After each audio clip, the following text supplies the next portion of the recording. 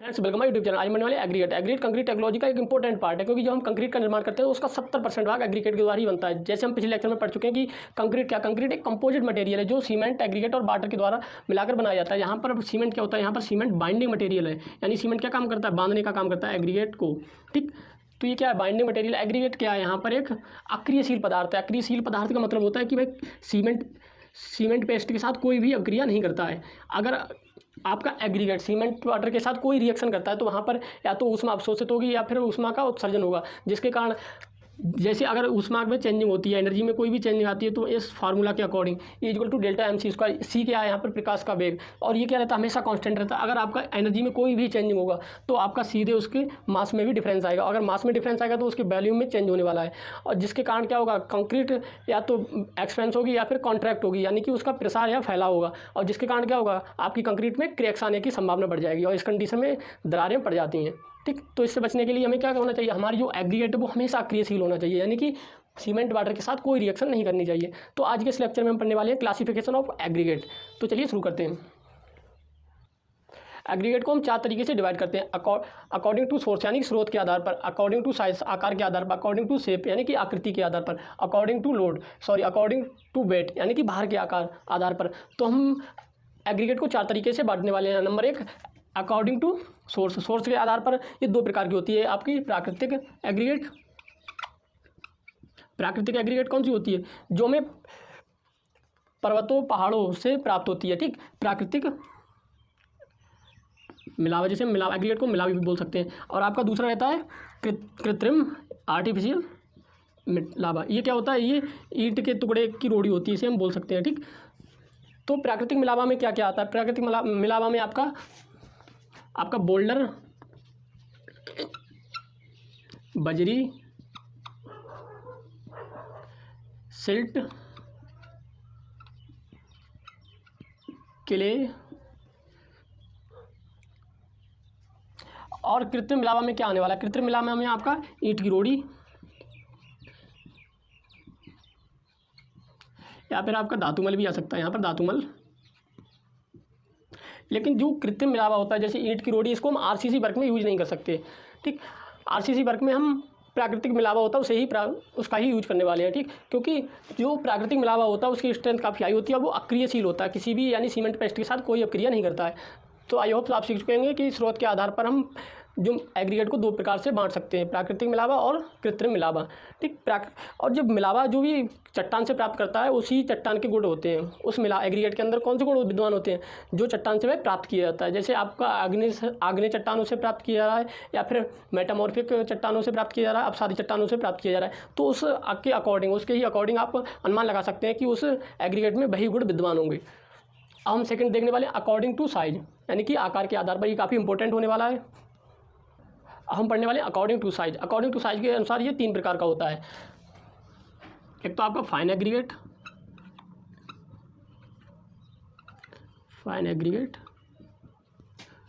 दूसरा आपका coarse aggregate,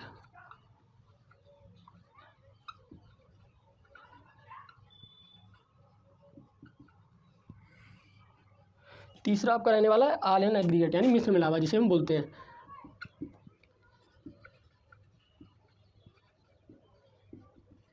ठीक, जो फाइन मिलावा क्या होता है, जिसे हम अकॉर्डिंग टू साइज का मतलब होता है माप, यहाँ पर माप के आधार पर, यानी फाइन एग्रीगेट, जिसे हम महीन मिलावा भी बोल सकते हैं। जो हम किसी मिलावा को यानी कि 4.75 mm की सीप से छानने पर इसका जो भाग उससे क्रॉस हो जाता है, जो भाग उससे पास हो जाता है, किससे, 4.7 mm की चलनी से छानने पर, वह क्या कहलाता है, आपका फाइन एग्रीगेट कहलाता है।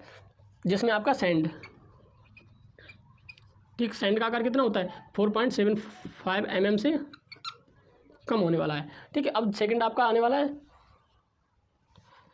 सिल्ट का आकार आपका क्या रहने वाला है, 0.0 से लेकर 0.06, और इसके जो मिनिमम आकार होने वाला 0.07 mm तक हो सकता है आपका जो सैंड का। ठीक, इसके बाद आता है क्ले, और क्ले का आकार कितना होने वाला है, जो 0.06 से कम।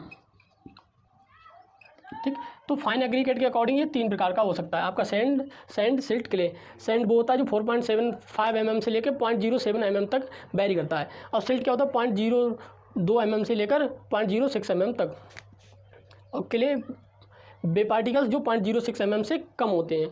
ठीक, तो आई होप इनको आप समझ चुके होंगे। कोर्स एग्रीगेट क्या होता है, जब आप 4.75 mm की चलनी से छानने पर जो भी एग्रीगेट आपका चलनी पर शेष बच जाता है, भाई आपका कोर्स एग्रीगेट कहलाता है। तो ये भी अनेकों टाइप्स का होता है। देखते हैं यहाँ पर आपका 4.7 mm से बड़े, यानी कि उस साइज में ज़्यादा। ठीक, यहाँ पर आपका बोल्डर का साइज कितना होगा, 264 mm से अधिक, यानी कि इससे 264 mm से अधिक बड़े।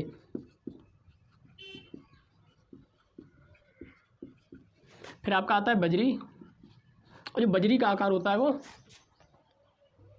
बजरी का आकार आपका 75 mm से लेकर 264 mm तक। फिर आपका गिट्टी का यूज़ बहुत किया जाता है। कोई भी रोड कंस्ट्रक्शन वर्क हो उसमें गिट्टी का ही यूज किया जाता है, और इसका साइज कितना होता है, 6 mm से लेकर 75 mm तक। तो ये आपके कोर्स एग्रीगेट हो गए, बोल्डर, बजरी, गिट्टी। ठीक, तो आई होप आप कोर्स एग्रीगेट को भी सीख चुके हैं। ऑल इन एग्रीगेट क्या होता है, यानी मिश्रित एग्रीगेट। जिस एग्रीगेट में कोर्स एग्रीगेट और फाइन एग्रीगेट दोनों का मिक्सिंग रूप हो, वहाँ पर हम ऑल इन एग्रीगेट बोलते हैं। ठीक, तो इसका पर्पस क्या रहता है ऑल इन एग्रीगेट का, इसका पर्पस रहता है हमेशा एक डेंस एग्रीगेट बनाने का। ठीक, जब भी आप कंक्रीट का निर्माण करते हैं, ठीक, तो कंक्रीट का निर्माण जब आप कोर्स एग्रीगेट का यूज करते हैं तो वहाँ पर काफ़ी मात्रा में रिक्त स्थान उपस्थित रहता है। तो इसका पर्पस क्या होता है, इस रिक्त स्थान में हम हमेशा फाइन एग्रीगेट का यूज करते हैं, तो जिससे क्या होता है वहाँ पर डेंसिटी काफ़ी अधिक हो जाती है, क्योंकि उस रिक्त स्थान में क्या होता है, वहाँ पर फाइन एग्रीगेट के पार्टिकल्स पहुँच जाते हैं। और जब यहाँ पर जो भी रिक्त स्थान से बचता है वहाँ पर सीमेंट पेस्ट पहुँचकर बहुत ही डेंस कंक्रीट का निर्माण करते हैं। तो इसका पर्पस यही होता है। ठीक, इसके अकॉर्डिंग हम एक अधिक डेंस और दृढ़ और स्ट्रेंथ वाली कंक्रीट का निर्माण कर सकते हैं। तो आई होप आप अकॉर्डिंग टू साइज, यानी कि माप के आधार पर कंक्रीट को समझ चुके होंगे, आपके फाइन एग्रीगेट, कोर्स एग्रीगेट और ऑल इन एग्रीगेट। ठीक, जो 4.75 mm से छोटे एग्रीगेट हो उसे हम फाइन एग्रीगेट, कोर्स एग्रीगेट जो 4.75 से अधिक बड़े हो उसे हम क्या बोलेंगे, कोर्स एग्रीगेट। ठीक, अब हम पढ़ते हैं अकॉर्डिंग टू शेप, यानी कि आकृति के आधार पर एग्रीगेट का प्रकार। आकृति के आधार पर हम एग्रीगेट को 4 पार्ट्स में बांटने वाले हैं, और ये काफ़ी इंपॉर्टेंट है। राउंडेड, फर्स्ट आपका राउंडेड एग्रीगेट, यानी कि गोलाकार मिलावा हिंदी में। सेकंड आपका इरेगुलर एग्रीगेट, यानी कि अनियमित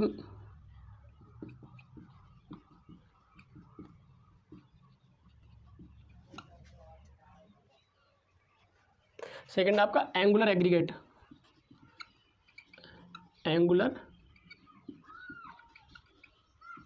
यानी नुकीला, जिसे हम यानी कि इस टाइप से हो सकता है, नुकीला मिलावा।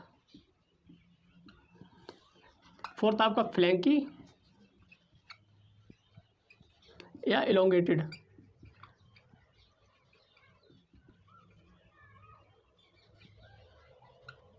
ठीक। तो फर्स्ट हम देखते हैं राउंडेड एग्रीगेट क्या होता है। राउंडेड एग्रीगेट होता है जिसमें एग्रीगेट के पार्टिकल्स का आकार कैसा हो, गोल हो, यानी कि इस आकार में हो। यानी कि राउंडेड मिलावा का मतलब क्या है कि उसके सभी पार्टिकल्स किस आकार में हो, यानी कि गोलाकार हो।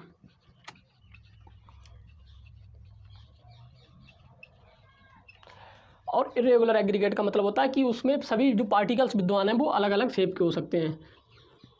आपके राउंडेड भी हो सकते हैं, आपके एंगुलर भी हो सकते हैं, और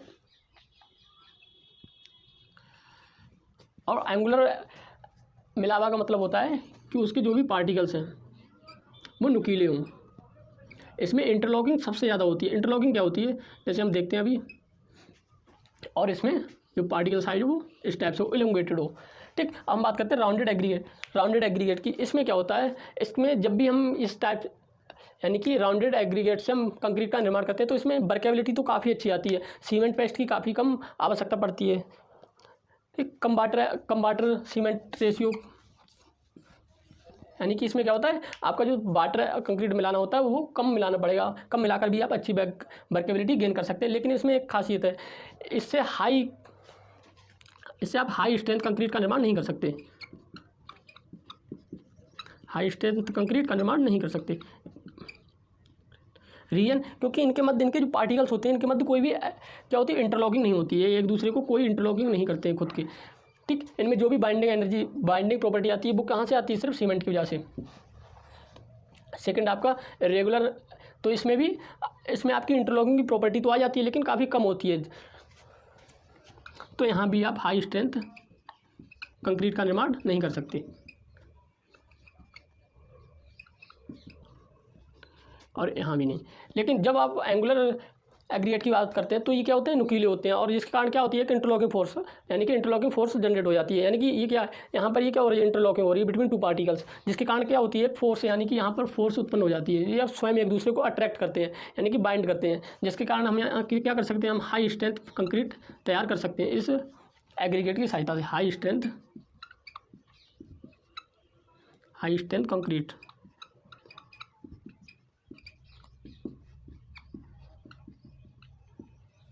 जब भी आपको हाई स्ट्रेंथ कंक्रीट बनानी हो, जैसे M55, M70, M80, तो आप कौन सी कंक्रीट का यूज़ करने वाले हैं, एंगुलर एग्रीगेट का आप यूज करने वाले हैं। फ्लैंकी है एलोंगेटेड एग्रीगेट क्या होता है,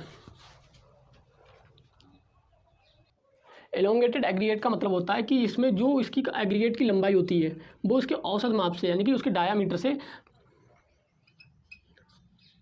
9/5 से अधिक होती है। ठीक, यानी कि इस टाइप से होते हैं। तो ये क्या होते हैं, ये 10% या 15% से अधिक नहीं होनी चाहिए एग्रीगेट के अंदर, क्योंकि अधिक मात्रा में होने से यहाँ पर रिक्त स्थान अधिक आ जाता है, जिसके कारण क्या होती है, कंक्रीट बहुत ही कमज़ोर हो जाती है। जो भी हम कंक्रीट का निर्माण करते हैं वो बहुत ही वीक होती है। तो ये 10 या 15% से अधिक नहीं होना चाहिए कंक्रीट के अंदर। इस कंडीशन में 10-15% से ज़्यादा है तो वहाँ पर आपकी जो एग्रीगेट है उसे बेकार समझा जाएगा। ठीक, अब हम बात करते हैं अकॉर्डिंग टू वेट, यानी कि भार के आधार पर हम कंक्रीट को डिवाइड करने वाले हैं। तो आई होप ये आप समझ चुके होंगे। Rounded aggregate, regular aggregate, angular aggregate, flaky या एलोंगेटेड एग्रीगेट। ठीक, तो हम पढ़ते हैं अकॉर्डिंग टू वेट। हम एग्रीगेट को भार के अनुसार 3 पार्ट में डिवाइड करने वाले हैं। आपका सबसे पहले रहेगा हैवी वेट एग्रीगेट, इस टाइप से हम लिख सकते हैं। आपका दूसरा आपका रहेगा नॉर्मल वेट एग्रीगेट, तीसरा आपका लाइट वेट एग्रीगेट। यानी हैवी मतलब भारी, नॉर्मल मतलब सामान्य भार वाली मिलावा, या और लाइट एग्रीगेट मतलब हल्के भार वाली मिलावा।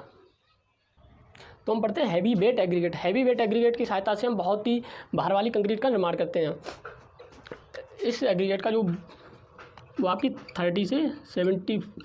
57 किलो न्यूटन पर मीटर क्यूब रहता है। ठीक है, इसका जो भार होता है, और ये बहुत अधिक भार वाली कंक्रीट का निर्माण किया जाता है।